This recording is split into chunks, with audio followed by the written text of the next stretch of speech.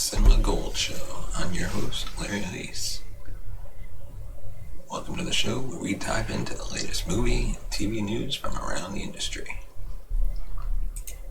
So join us and dive right into the latest news. First, we'd like to thank our sponsor, Poddex, for sponsoring this episode. Poddex are unique interview questions and episode starting prompts in the palm of your hand.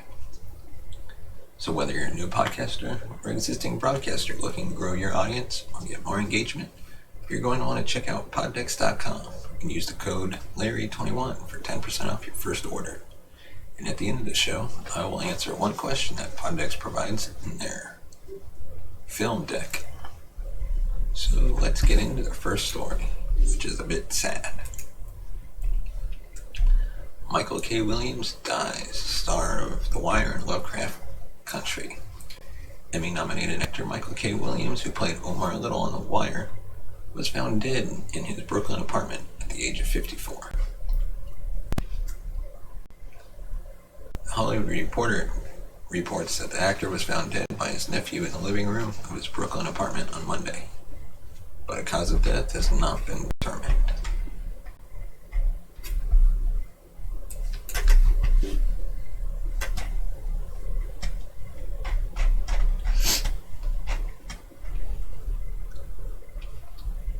He was 54 years old,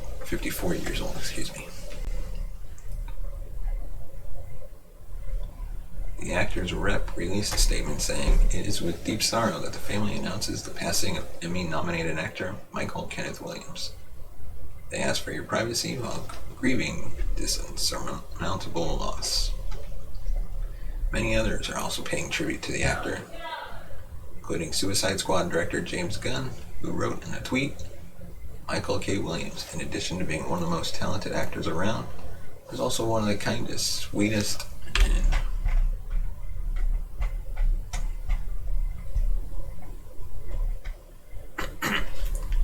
most gentle souls I've ever met. This is heartbreaking.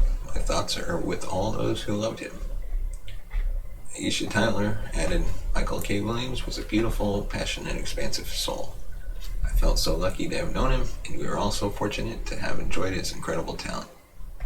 He burned so very bright. Rest in power. MKW, you will forever be the king." Michael K. Williams was born on November 22nd, 1966. Taking inspiration from Janet Jackson's Rhythm Nation, 1814, Williams started his career in entertainment as a dancer, appearing in videos and on tours with notable musicians like George Michael and Madonna. He also worked as a model and choreographed Crystal Waters' 1994 single 100% Pure Love. Years later, he would portray the police officer in R. Kelly's Trapped in the Closet series. On his 25th birthday in 1991, Williams was slashed on the face with a razor during a bar fight. The scar would become a signature part of his look. In the mid-1990s, Williams began to get more involved with acting when he was discovered by Tupac Shakur. This got him cast as the legendary robber's brother in the 1996 movie Bullet. Once an established actor, he would go on to appear in many more movies over the years, including acclaimed performances in 12 Years a Slave and The Gambler. Williams might be most well known for playing Omar Little on The Wire, a fan-favorite role that earned him great acclaim. He later impressed with his role as Chalky White on Boardwalk Empire, Freddie Knight on The Night Of, and Bobby McRae on When They See Us. More recently, he starred as Montrose Freeman on Lovecraft Country, a role that earned him an Emmy nomination. Other TV shows that featured Williams include Law & Order, CSI, Community, and The Sopranos. Some of his many other big screen credits include Assassin's Creed, The Road, and the remakes of RoboCop and Ghostbusters. His final performances will be seen in the upcoming movie Surrounded in 892. Williams is survived by his mother, and Cinema Gold Show offers our thoughts to their family and friends at this time. May Michael K. Williams rest in peace. And our second story is Hulu is raising their rates next month. Don't get too comfortable with their current monthly rate for Hulu. The streaming service has announced that they will be raising prices for their ad-supported and ad-free subscriptions by $1 starting October 8th. This applies to current and new subscribers taking the ad-supported tier from $5.99 to $6.99 a month, and the ad-free tier from $11.99 to $12.99.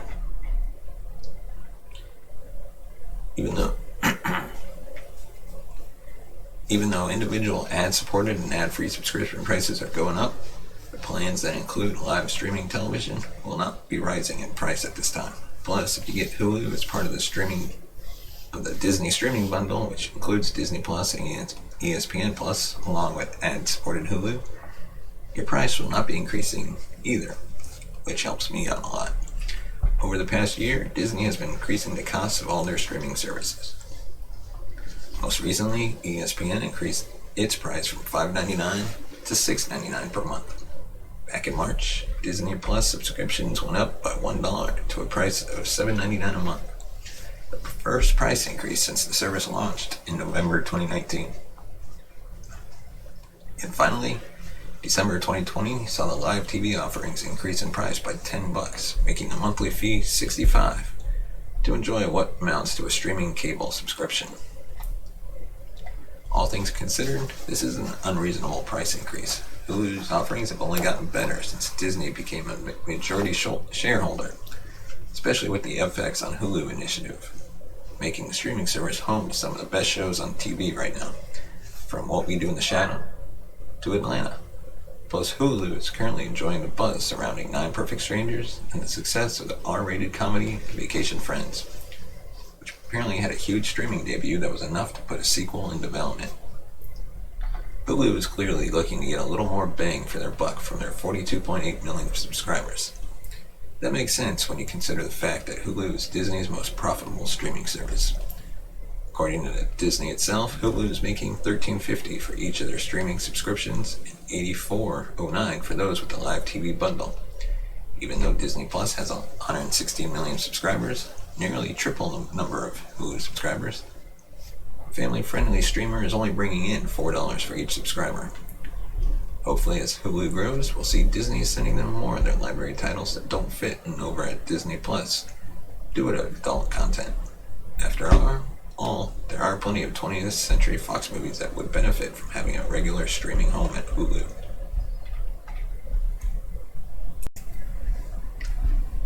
And now, our final topic. The Walking Dead star Jeffrey Dean Morgan, who lives in Negan's spin-off, should be a Walking Dead sequel. A Negan spin-off should be a sequel to The Walking Dead, says Jeffrey Dean Morgan. The 11th and final season of AMC's drama, The Zombie Apocalypse, is currently playing out, and the sometimes villainous Negan once again finds himself at the center of the action.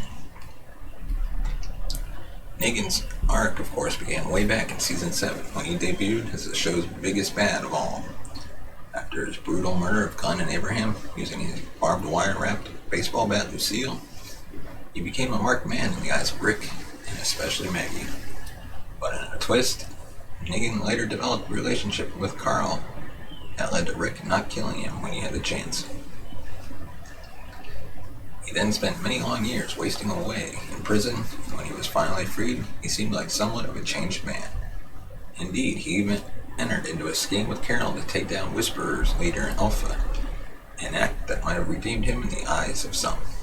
But The Walking Dead Season 11 has once again cast doubt on where Negan stands, as it's placed him in direct conflict with Maggie, setting up a tense dynamic between the two characters.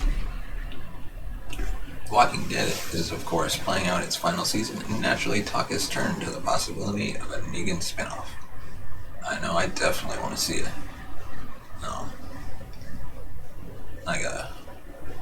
Either possibly a series or maybe just a movie for Negan. For his part, Jeffrey Dean Morgan would like any such spin-off to go forward in time and not look backward. His backstory was indeed touched upon earlier in 2020 during Season 10's extended run of episodes, when fans were shown what happened with his beloved wife Lucille. But Morgan says he thinks the backstory is covered now, and it's time to look to the future of Negan. Big question, of course, is whether he actually has a future beyond The Walking Dead Season 11.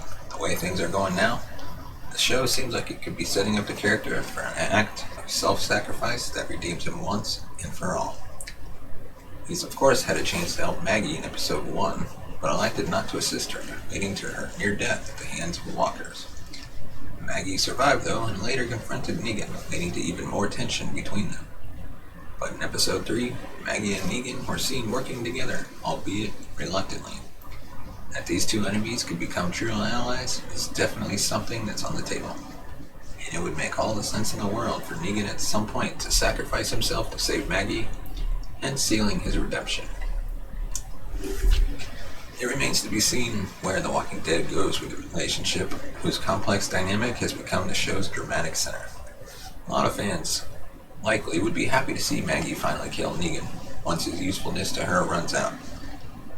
That could happen, but a redemption seems equally likely.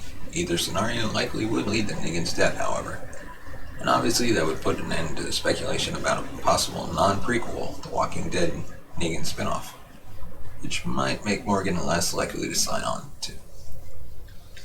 So what do you think about this? Do you want a sequel featuring the big bad? Let us know in the comment section below, and don't forget to hit that subscribe button. And let us know what you think about all the topics we covered and what should we cover next time that we've missed. Let us know in the comment section, or obviously you can send us a tweet at Cinema Gold Show.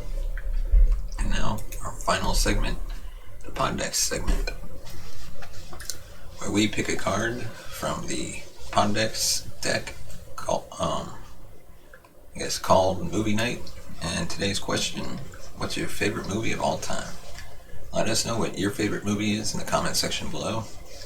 And that's a tough one for me because I like movies, but then now I'm more watching TV. But I think, depending on what I feel like watching, it's a tie between, ironically, 2 Tarantino movies, Reservoir Dogs and Pulp Fiction. I just love Pulp Fiction because I can quote that movie all day long. And then Reservoir Dogs I like because it's a heist movie, but it's backwards and shows you a different take on heists that you don't really see in other movies. What's your favorite movie? Let us know. And that's our show, and we'll see you the next week. Or tomorrow, actually.